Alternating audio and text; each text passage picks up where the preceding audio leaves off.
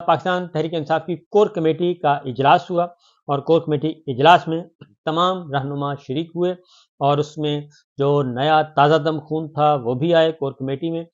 شیر افضل مروت صاحب بھی تھے اور اس کے ساتھ ساتھ ویڈیو لنک پہ ڈاکٹر شہباز گل اور دیگر رہنما بھی موجود تھے اور علی ظفر، علی محمد خان، شہریار آفریدی، جتنے بھی رہنما تھے وہ ہمیں نظر آئے. اور خیبر پختونخوا ہاؤس اسلام آباد میں یہ پولیٹیکل ایکٹیویٹیز ہوئیں. اور کل ایک اور کام بھی ہوا. کل اسلام آباد ہائی کورٹ میں جب ہیئرنگ ہوئی ہے ریڈ زون میں تو پاکستان تحریک انصاف کے کارکنان بھی وہاں پہ پہنچے، لیڈرشپ بھی پہنچی اور سائفر کیس کی چل رہی ہے سماعت اسلام آباد ہائی کورٹ میں.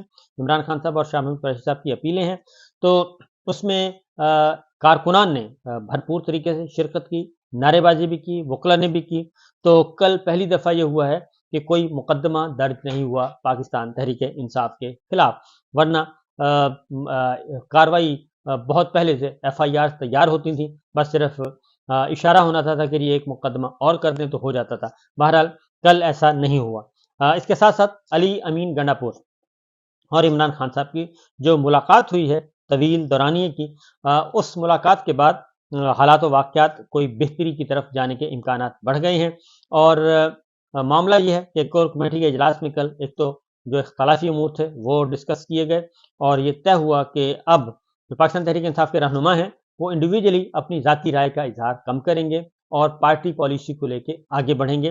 اور یہ تاثر جو پھیلایا جا رہا ہے اس تاثر کو ختم کیا جائے کہ جناب مختلف گروپس ہیں اور آپس میں اختلاف رائے ہے، یہ چیزیں ختم ہونی چاہیے. لہٰذا کل کے بعد انہوں نے فیصلہ کیا اور اب اس کے بعد پھر شیر افضل مروت صاحب کی بھی گفتگو سامنے آئی، انہوں نے بھی اس کو اون کیا اور ان کا کہ اب جو ہے وہ کور کمیٹی کے فورم پہ ہی سارے فیصلے کیے جائیں گے، کیونکہ مختلف خیال کچھ پرانے لوگ ہیں، کچھ نئے لوگ ہیں، تو کچھ ذرا تیز مزاج کے ہیں، کچھ ذرا دھیمے مزاج کے ہیں، تو یہ بھی ساتھ ساتھ چل رہا ہے. بہرحال جی کور کمیٹی کے نے ایک اور فیصلہ کیا اور وہ ہے کہ پاکستان تحریک انصاف جو ہے وہ جلسہ کرے گی اسلام آباد میں، بڑا پاور شو، بڑا جلسہ کرنے کا ارادہ رکھتی ہے.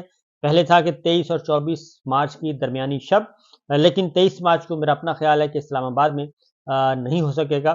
اس کی وجہ کہ 23 مارچ کو ہی پریڈ ہوتی ہے، اینول پریڈ، اور اس سے 2 دن تک جو سیکورٹی کے معاملات ہیں وہ کافی گڑبڑ ہوتے ہیں اور راستے بند ہوتے ہیں، اس لیے وہ ممکن نہیں ہے.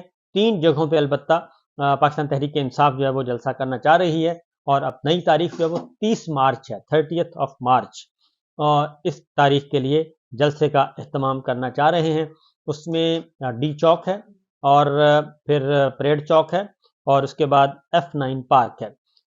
یہ 3 جگہوں پہ میں کسی ایک جگہ پہ اگر ان کو اجازت مل گئی، اپلیکیشن دے دی گئی ہے، عامر مغل صاحب نے دی ہے جو کہ پاکستان تحریک انصاف کے پرانے رہنما ہیں اور الیکشن بھی لڑا تھا، لیکن فارم 45 ان کے پاس ہے اور فارم 47 کسی اور کے پاس ہے.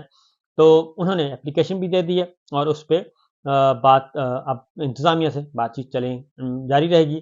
دیکھتے ہیں اس کا کیا نتیجہ نکلتا ہے.